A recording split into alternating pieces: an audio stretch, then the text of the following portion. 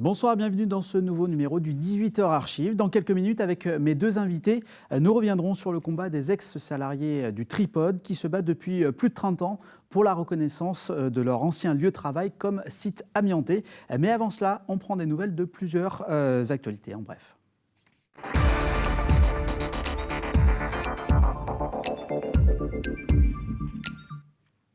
Et tout d'abord, des nouvelles d'un projet un peu fou. Voilà plus de 5 ans que Didier Spade, un entrepreneur parisien, s'est mis en tête de faire construire un navire de croisière de luxe inspiré de l'ancien paquebot France, construit en 1957 à Saint-Nazaire. Alors l'an passé, aux Assises de l'économie de la mer, Didier Spade avait présenté une maquette et depuis, le projet suit son cours, selon lui. L'été dernier, il a enregistré 3 lettres d'intention d'investisseurs étrangers qui sont prêts à financer 400 millions d'euros. C'est ce que coûte le projet.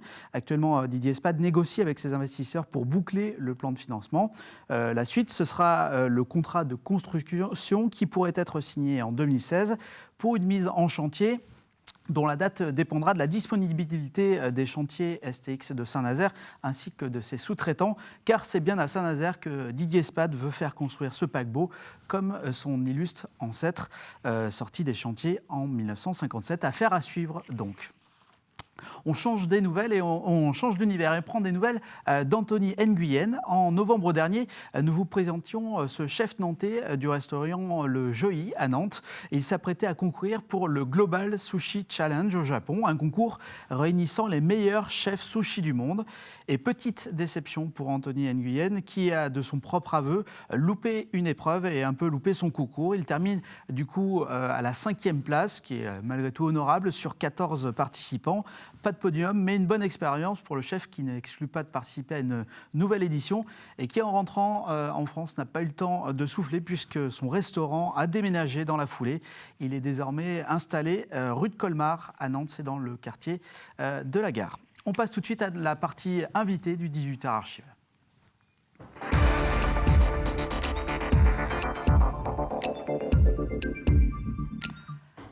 Il a été rayé du paysage nantais voilà près de 11 ans. Pourtant, l'immeuble du Tripod continue d'être une préoccupation quotidienne de ses ex-salariés. Bonsoir, Francis Judas, bonsoir, Yvon Kerhervé. Vous êtes deux des représentants de l'intersyndicale des ex-salariés du Tripod.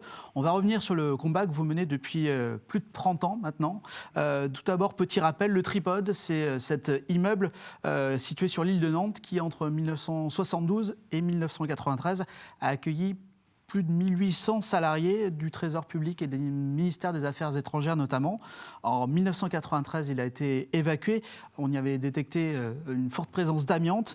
Et on ne peut pas dire que c'est là que votre combat a commencé, parce que votre combat, il avait commencé, on va le dire, 10 ans avant cette évacuation. Oui, en fait, c'est 35 ans de combat pour la reconnaissance de notre exposition.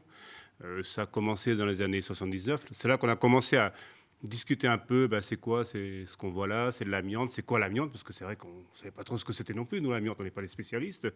Donc ça a commencé dans les années 79, 80, 81, on se posait des questions, et puis on voyait dans la presse nationale des articles sur des immeubles à peu près de même taille que le nôtre, où les salariés se mobilisaient, mais là c'était déjà en mobilisation sur l'amiante, parce que l'immeuble était truffé d'amiante.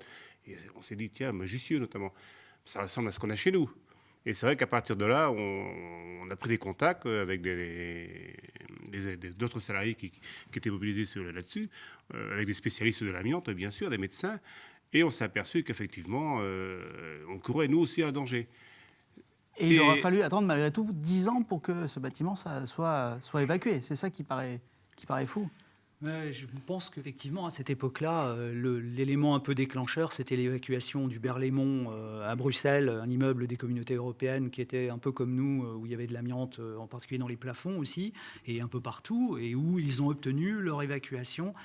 Comme beaucoup des cadres des ministères économiques et financiers allaient à Bruxelles à cette époque-là. Du coup, je pense que ça a joué en notre faveur. Ça, c'est l'élément un peu factuel. Et puis, il y avait la mobilisation qui, à cette époque-là, sur les questions d'amiante, commençait à monter assez sérieusement. Alors, évacuation en 1993 et en février 2005, on va revoir ces images. Le Tripod a été détruit. C'était un événement important. Ça revêtait quel symbole pour vous ? Est-ce que c'est simplement anecdotique ou c'est quand même C'est quoi? C'est un soulagement? C'est quoi? C'était un mouvement important et émouvant pour les personnels qui ont vécu dans cet immeuble. Bon, il faut quand même rappeler qu'avant d'être détruit, il a été désamianté. 350 tonnes d'amiante quand même. C'est pas rien. Ouais. Et je crois qu'effectivement, c'était pour nous le symbole de quelque chose de dangereux qui disparaissait, mais aussi, quelque part, l'instrument de la lutte, en fait. La preuve de la faute qui disparaissait. Il devenait invisible, en fait. Il devenait invisible. Le mal était toujours là, mais l'objet n'était plus là. Oui, vous dites le mal est toujours là. Le mal était fait avant, parce qu'on a parlé de cette évacuation, on a parlé de cette destruction, mais le mal était fait avant. Et donc vous vous battez depuis ce jour-là pour faire reconnaître le tripode comme site amianté. Pour bien comprendre, c'est quoi les types de séquelles, de conséquences que certains salariés ont pu subir de leur présence dans ces bâtiments? On a obtenu une étude épidémiologique qui est la seule de France, à notre connaissance, sur des personnels qui ne sont pas des personnels ouvriers, et encore, même chez les ouvriers, il y en a peu. Et on a fini par obtenir la confirmation, malheureusement, de cette exposition par un surcroît de tumeurs chez les salariés, qui ont été comparés à des agents des impôts qui travaillaient dans la même époque dans d'autres bâtiments, et des séquelles respiratoires. Quand des scanners, on a fini par les obtenir, à partir de 2007, on s'est aussi rendu compte qu'il y avait des anomalies qui apparaissaient au scanner, et on est à 7-8% de gens qui ont ce type d'anomalie. Donc les dégâts sont bien là, malheureusement, et on le constate au fur et à mesure du temps, ils s'amplifient, malheureusement. Et la difficulté de faire reconnaître tout ça. C'est là votre combat, et c'est là aussi votre présence, c'est que depuis 35 ans, il faut se battre pied à pied pour faire reconnaître les choses. Aujourd'hui, on a une reconnaissance de notre exposition à l'amiante du fait qu'on a un suivi médical spécifique, avec un scanner tous les 5 ans. Donc c'est bien là, et une reconnaissance de maladies imputables au service si jamais une maladie se développe. Donc il y a bien une reconnaissance. Mais à côté de ça, par exemple, on nous refuse le classement du tripode à site amianté. Donc c'est une ambiguïté. Mais cette reconnaissance sur la maladie et ce suivi médical qu'on a obtenu, on l'a obtenu aussi par la lutte. Et on ne l'a pas obtenu dès qu'on a commencé à parler de l'amiante. Il a fallu plusieurs années de lutte pour obtenir ne serait-ce que ce suivi médical. Donc cette reconnaissance à l'exposition à l'amiante. Alors ça tombe bien que vous parliez de lutte. On va regarder ce reportage qui avait été réalisé en février 2014, donc il y a quasiment 2 ans, sur justement une mobilisation à la date anniversaire de la destruction du tripode. On regarde le reportage et puis on en parle juste après. Pendant 13 ans, Monique a travaillé pour le ministère des Finances dans le tripode.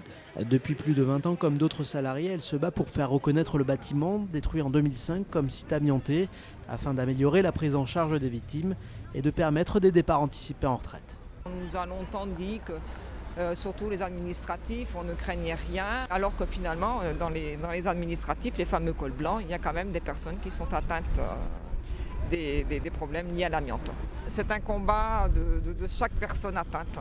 C'est vraiment le parcours du combattant pour obtenir quelque chose et pour obtenir une réparation. En décembre dernier, les associations avaient bon espoir de voir leur demande aboutir à la suite d'un courrier adressé par leurs 2 ministres de tutelle à Jean-Marc Ayrault. Mais depuis, rien n'a bougé. On a l'impression que le dossier est enlisé chez le Premier ministre, qui lui-même, pourtant, avait demandé ce classement de site amianté avant l'élection présidentielle. Le Jean-Marc Ayrault, député maire, soutenait notre combat parce qu'il était bien. Nous pensons que le Premier ministre doit clore le dossier positivement. Pour faire passer leur message, les associations espéraient rencontrer Jean-Marc Ayrault demain lors de sa venue à Nantes. Une demande repoussée en raison d'un agenda trop chargé. Alors voilà ce reportage, on l'a dit, 35 ans de lutte. Ceci dit, ces dernières années, on a le sentiment que les choses avancent plus rapidement, avec un rythme peut-être un peu plus de fréquence. Sur cette manifestation-là, vous étiez en colère, notamment dans la direction de Jean-Marc Ayrault, qui était à l'époque Premier ministre. Quelques mois plus tard, en novembre 2014, vous avez obtenu de la part du ministère des Finances, qui est le ministère de tutelle, la reconnaissance automatique des maladies liées à l'amiante. C'était une vraie avancée pour le coup, là, un vrai pas en avant. Disons qu'il y a 2 choses qui étaient extrêmement positives dans les décisions qu'on a réussi à arracher. La première, c'est effectivement pouvoir faire reconnaître aussi des maladies hors tableau qui sont reconnues par l'Organisation mondiale de la santé comme liées à l'amiante, mais qui ne font pas l'objet d'indemnisation habituellement. Donc ça, on a travaillé, je crois, pour nous, mais aussi pour toutes les autres victimes de l'amiante, et ça a toujours été un peu le sens de notre combat. Et puis, la deuxième chose, c'est de permettre à des gens de bénéficier d'une pré-retraite retraite amiante lorsqu'ils sont malades, mais malheureusement, cette mesure n'est toujours pas mise en œuvre. Elle est promise et elle devrait intervenir en 2016, mais et ça sera aussi pour tous les agents de la fonction publique. Donc, malheureusement, il n'y aura pas d'accès pour les gens qui, eux, ne sont pas malades, mais pour les gens malades, il y aura au moins cette possibilité de pré-retraite amiante, ce qui nous paraît très, très importante. J'imagine que quand on est malade, justement, faire ces démarches, etc., s'inscrire dans ce parcours du combattant, on entendait cette expression, c'est pas simple, même s'il y a notamment votre association pour les aider. C'est jamais simple déjà effectivement, lorsqu'on est déjà malade, on est déjà dans une situation de faiblesse. Donc c'est jamais simple d'être obligé de faire face à un parcours de combattant pour faire reconnaître que sa maladie est due au travail, au service. Bon, c'est vrai que le fait qu'il y ait une reconnaissance automatique depuis quelque temps de tout ce qui se développe de maladies de l'amiante, ce parcours de combattant, effectivement, ça a progressé. Mais malgré tout, on a encore effectivement des situations où des gens malades, avant de pouvoir faire reconnaître leur maladie et de pouvoir toucher les indemnités auxquelles ils ont droit, subissent des fois des mois, voire des années de parcours. D'autant que pour certains, le temps est compté, j'imagine. C'est ça, pour certains, le temps peut être compté aussi, et d'autant plus que si le temps est compté, c'est qu'on est dans un état de maladie très avancé, et c'est d'autant plus difficile justement de faire face à ces difficultés administratives pour faire reconnaître sa maladie. Alors actuellement, vous lancez un appel aux ex-salariés. Vous avez décidé d'attaquer sur un autre front quelque part, on peut le dire ça comme ça. Vous avez entrepris une nouvelle démarche pour faire reconnaître le préjudice d'anxiété. Qu'est-ce que ça signifie en quelques mots ? Les choses pour les agents qui ont travaillé dans le tripode sont simples. Ils ont une espérance de vie qui est compromise et les gens le vivent de façon différente, certes, mais il y a quand même de l'angoisse. Lorsqu'on est prévenu qu'on doit passer un scanner, ça pince au cœur et on se dit qu'est-ce que le scanner va donner. Et on voit bien que des collègues découvrent des maladies, des pathologies, etc.